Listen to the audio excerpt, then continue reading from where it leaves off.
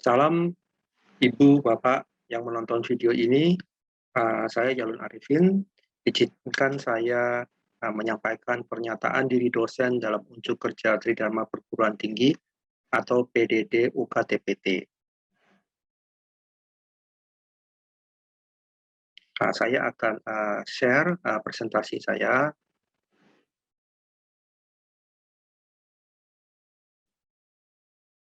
Nah, presentasi yang ingin saya berikan pada kesempatan ini terdiri dari 4 bagian. Pertama adalah perkenalan dan sekilas tentang kiprah Tridharma yang dilakukan. Lalu yang kedua, penjelasan proses pembelajaran di satu mata kuliah, yaitu Food Processing Technology 2.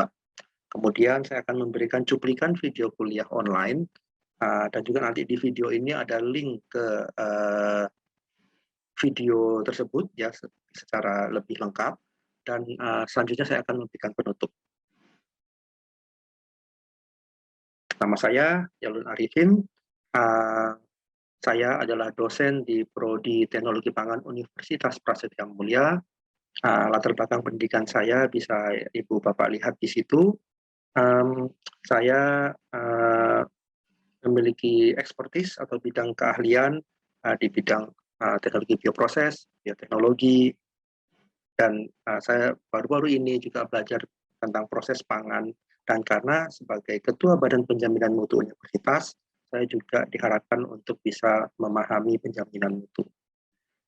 Saya sudah mengajar cukup lama, sejak tahun 2000, dan masih terus belajar. Sekilas tentang kiprah Tridharma saya, di bidang pengajaran, saya mengajar beberapa mata kuliah di Prasetya Mulia ini, di jurusan teknologi pangan, mulai dari Food Processing 1 dan 2, Food Bioprocess, Algae Bioteknologi, dan saya juga membantu mengajar di program studi manajemen, yaitu di mata kuliah Intro to Science Technology Based Business. Ya. Jadi setiap semester biasanya beda-beda ngajarnya. Kemudian untuk riset yang saya lakukan pada saat ini, riset tentang makroalgae spirulina bioproses, riset biokomposit bersama salah satu sahabat ya ahli nanoteknologi, dan juga bersama tim di Universitas Prasetya Mulia, terutama di prodi teknologi pangan. Saya juga melakukan riset di bidang food processing. Di masa lalu, riset saya terkait dengan synthetic biology and metabolic engineering of bacteria and fungi. Publikasi yang saya lakukan itu bisa dilihat di link Google Scholar yang saya miliki. Bagaimana dengan kiprah di pengabdian masyarakat? Dalam 3 tahun terakhir ini saya melakukan beberapa hal. Saya pernah menjadi narasumber, tenaga ahli di Kementerian Perindustrian dalam upaya penumbuhan wirausaha baru IKM pangan melalui inkubator bisnis, di mana saya terlibat dalam proyek Indonesia Food Innovation tahun 2020 dan 2021. Selanjutnya, bersama industri, saya juga pernah melakukan inovasi pangan berbasis sorghum dan spirulina. Kemudian, pada tahun lalu, ketika pandemi mulai melanda Indonesia, saya diminta terlibat dalam proyek Indika Solidarity oleh salah satu perusahaan di bawah Indika Group, di mana kami waktu itu berusaha keras untuk menyiapkan sistem testing COVID di awal-awal pandemi, itu sekitar bulan Maret 2020, pada saat kita masih kesulitan untuk menyediakan sarana prasarana untuk tes COVID. Jadi sekilas tentang saya. Kemudian saya ingin memberikan penjelasan tentang satu mata kuliah yang saya ampu, yaitu Food Processing Technology 2. Apa Food Processing Technology 2? Mata kuliah ini adalah mata kuliah yang memberikan konsep rekayasa dan keteknikan proses pangan. Mata kuliah ini adalah kelanjutan dari Food Processing Technology 1, di mana materi-materi yang dibahas di sini meliputi proses pemanasan, seperti blanching, pasteurization, sterilization, baking, dan sebagainya. Lalu juga proses pendinginan atau cold processing, meliputi chilling dan freezing, serta sedikit penjelasan dan ditambah penjelasan tentang coding ya.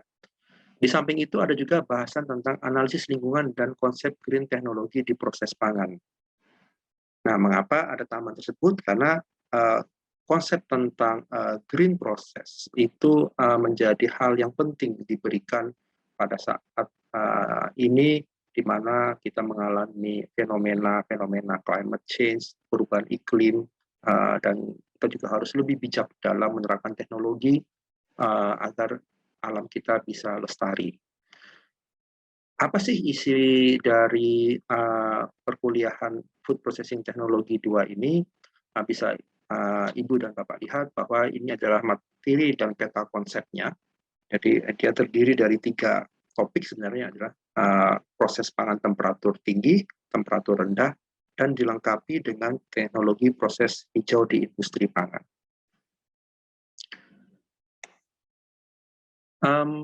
Program studi teknologi pangan Universitas Mulia memiliki daftar capaian pembelajaran lulusan. Dari capaian pembelajaran yang sekian banyak itu, kita mencari yang relevan dengan mata kuliah ini. Dan ini bisa Ibu Bapak lihat, mulai dari sikap, keterampilan umum, pengetahuan, dan pengalaman khusus, sudah ada capaian pembelajaran di aspek-aspek tersebut yang relevan dengan mata kuliah Food Processing Technology 2. Nah,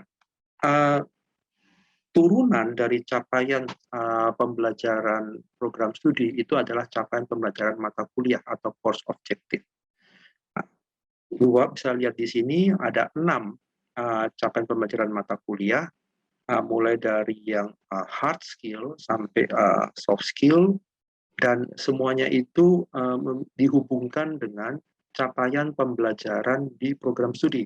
Sebagai contoh, memahami sifat-sifat bahan pangan dan dasar teknologi pangan di nomor 1 itu relevan dengan capaian pembelajaran prodi P1, yaitu P1 kalau di sini mampu menguasai konsep-konsep ilmu sains dasar yang merupakan fondasi keilmuan teknologi pangan. Kemudian juga dari segi nomor 3 misalnya, memahami berbagai jenis teknologi proses pangan pada temperatur tinggi dan rendah, itu adalah turunan dari capaian pembelajaran prodi P1 dan juga KK1. Ya, KK1 kalau kita lihat di sini adalah mampu menerapkan skill di bidang sains dan teknologi yang menjadi fondasi dari teknologi pangan. Nah, bagaimana kita menyampaikan materi di mata kuliah ini? Kita menerapkan beberapa metode pembelajaran, mulai dari yang face-to-face, general lecture, baik itu offline atau maupun online. Ya. Walaupun pada saat ini memang pada pandemi boleh katakan pengajaran semuanya online. Nah, karena kondisi pandemi ini, maka penting kita memiliki metode pembelajaran yang tidak hanya tatap muka secara online melalui media seperti Zoom, tapi juga didukung oleh online platform seperti Mentimeter dan Kahoot yang bisa membuat proses pembelajaran lebih menarik. Mahasiswa sendiri itu juga diberikan fasilitas untuk melakukan pembelajaran secara mandiri. Nah, di mana di sini tersedia learning management system yang berisi berbagai resources yang dibutuhkan untuk proses pembelajaran dan bisa diakses oleh mahasiswa kapan saja. Mahasiswa secara pribadi sendiri ya, self learning itu bisa menggunakan resources. Contohnya adalah textbook yang tersedia secara online. Ya. Nah, di samping pembelajaran yang sifatnya tatap muka dan juga mandiri, mahasiswa juga perlu bekerja dalam kelompok, dalam group discussion, dan juga laboratory work. Jadi ada praktikumnya di mata kuliah ini, di mana mereka diharapkan bekerja secara kelompok dan belajar bagaimana teamwork yang baik. Terkait dengan kondisi pandemi ini, maka ada beberapa modul praktikum yang harus disampaikan secara online. Jadi kita ada namanya computer simulation yang diberikan, harus dilakukan oleh mahasiswa ketika mereka praktikum, dan particularly juga pada group project assignment. Ya. Nah, selanjutnya, ini saya berikan contoh tampilan di learning management system kami. Jadi ini tampilan dari dosennya ya, dari ketika dosen membuka, dan mahasiswa juga tidak akan jauh berbeda dengan ini ya tampilannya. Jadi ini kita lihat di sini ada learning management system kami yang berbasis Moodle. Kemudian, nah ini adalah fasilitas dari online learning Wiley Plus. Dan di mana tersedia e-text di sini yang di mana mahasiswa bisa mengakses textbooknya dan membaca sendiri, tidak hanya mendengar dari paparan dosen di kuliah, tapi justru membaca dari sumbernya yang tersedia, sehingga mahasiswa bisa mendapatkan pemahaman yang lengkap.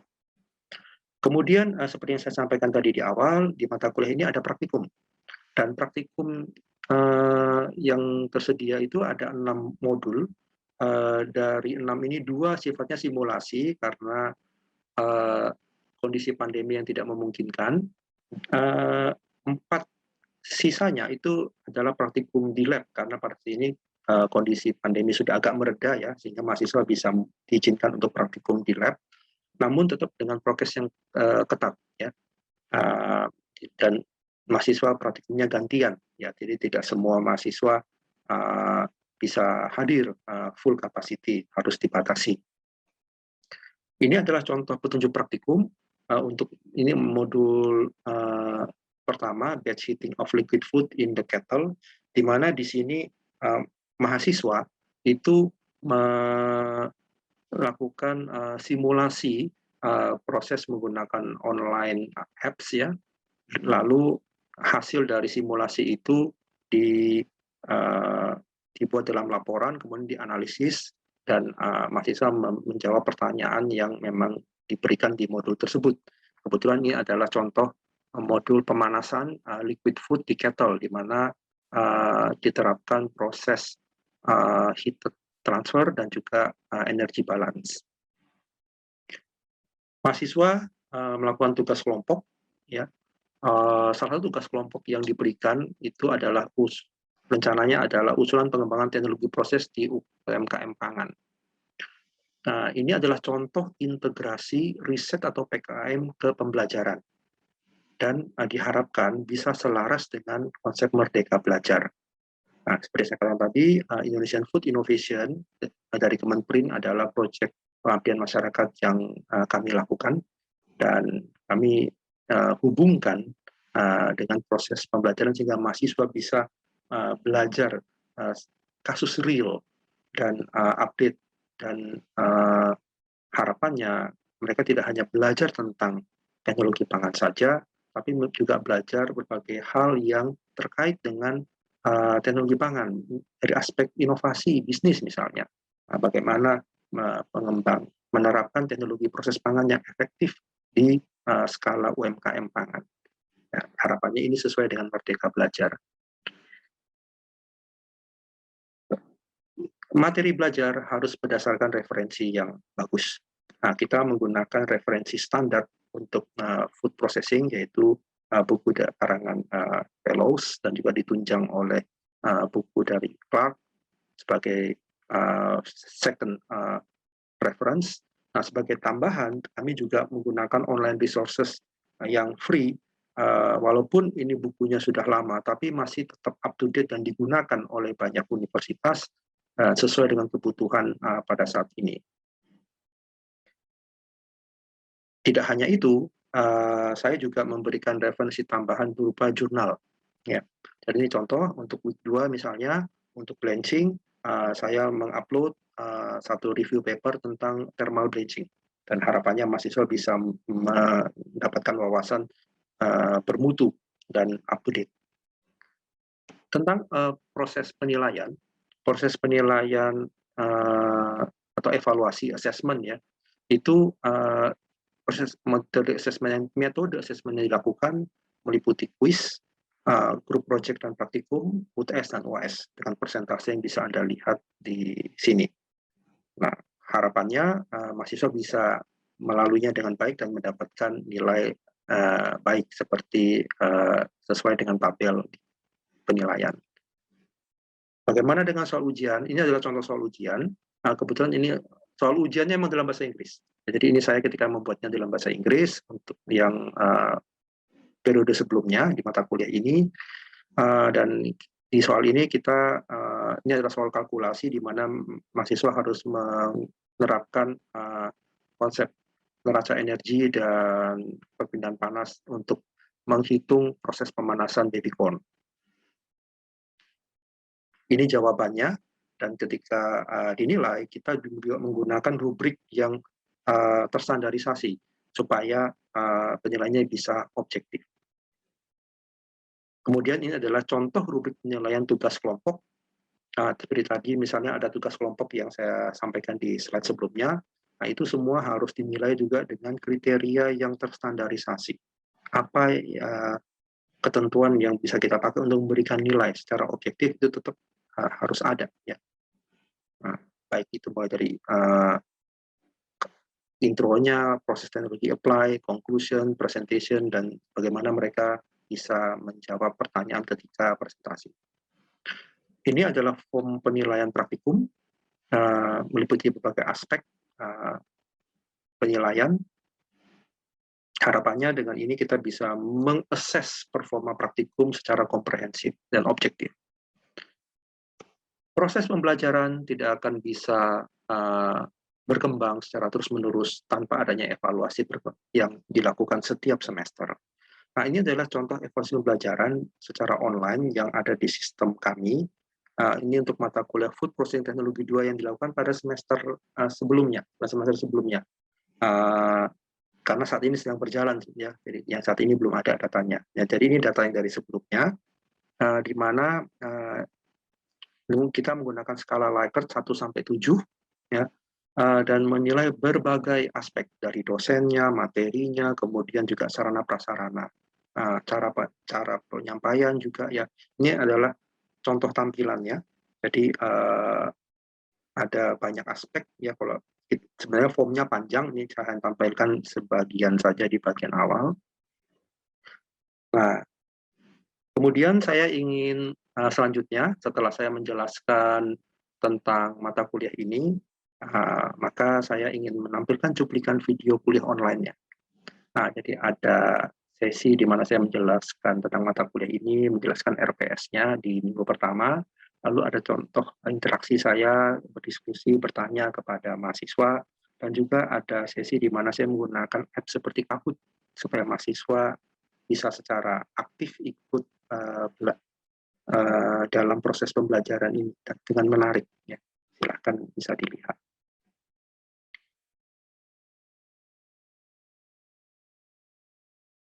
Nah, Food Processing Teknologi 2 itu untuk yang kali ini diberikan untuk semester 5 kelas 2019 akademik year 2001-2022. Nah, mungkin nanti Anda bisa baca detailnya karena ini juga sudah saya upload ke LMS. Nah, mirip seperti Food Processing Teknologi 1, Food Processing Teknologi 2 itu bertujuan untuk providing the engineering concept of food processing. Bedanya, kalau di Food Processing 2, di sini consist of heat processing, ya. Jadi heat processing, jadi banyak kita akan bicara tentang heat processing dan juga processing dengan suhu rendah. Jadi ada yang panas, ada yang suhunya rendah. Jadi ada heat, ada cold processing. Nah, ada pemanasan, ada pendinginan dan pembekuan. Nah, selanjutnya di bagian pertemuan agak akhir-akhir kita akan membahas tentang environmental analysis and green technology. Oke, course content tadi saya sudah ulas di penjelasan tentang LMS. Di course kontennya kita akan membahas heat processing in food pakai steam, hot water, hot air, heated surface, hot oil radiation. Nanti ada pertemuan yang banyak hitungannya, teori ngitungnya tuh banyak, jadi nggak kalah kayak proses prinsipal dulu. Salah satunya adalah yang minggu pertama, tapi nanti ada pertemuan yang sebenarnya lebih banyak membahas aplikasi di lapangan, termasuk juga ada art-nya.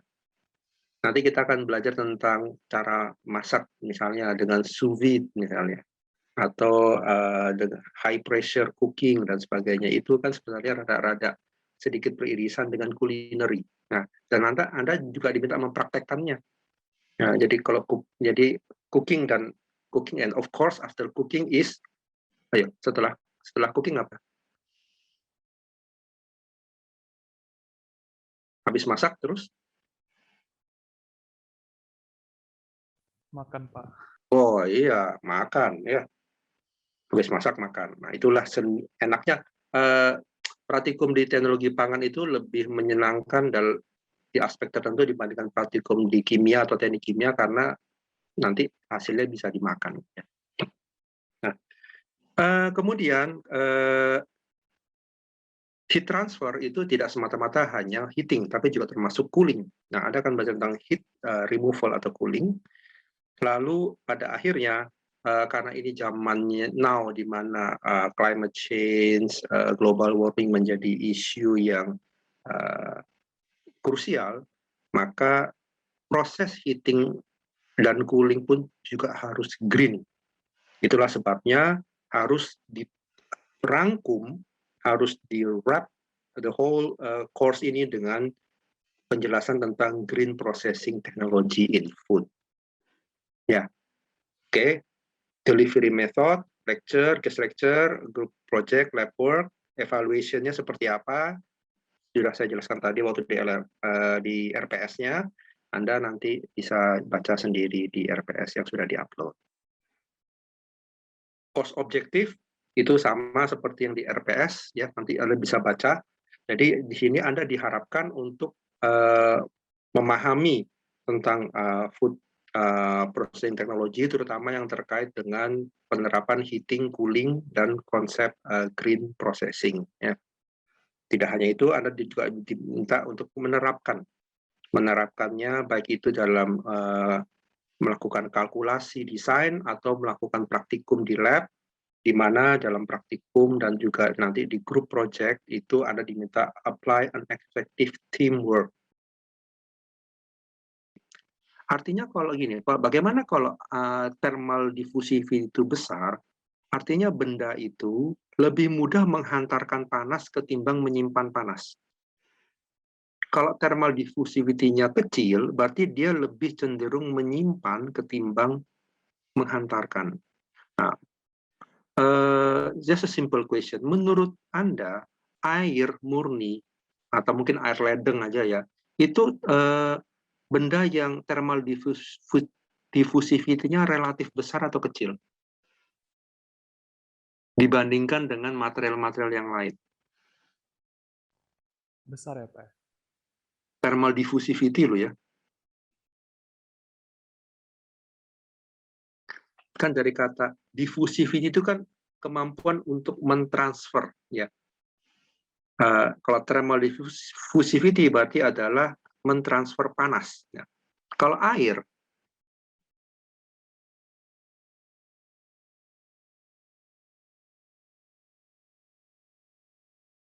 kira-kira dia termasuk yang thermal diffusivity-nya besar atau gini aja, kalau air doang kan kamu agak susah, bayangin cuma satu air. Gini aja, air sama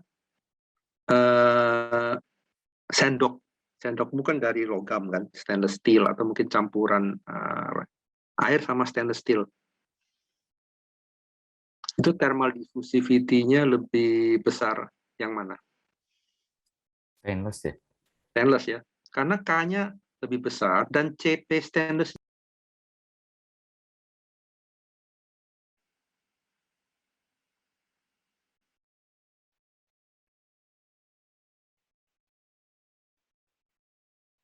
ini kayaknya banyak yang benar nih.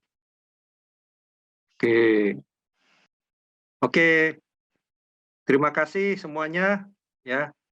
Moga-moga ini lebih fun dari sebelum-sebelumnya. Nanti kita juga akan cukup sering-sering nanti mungkin entah tetap pakai Kahoot atau pakai Mentimeter.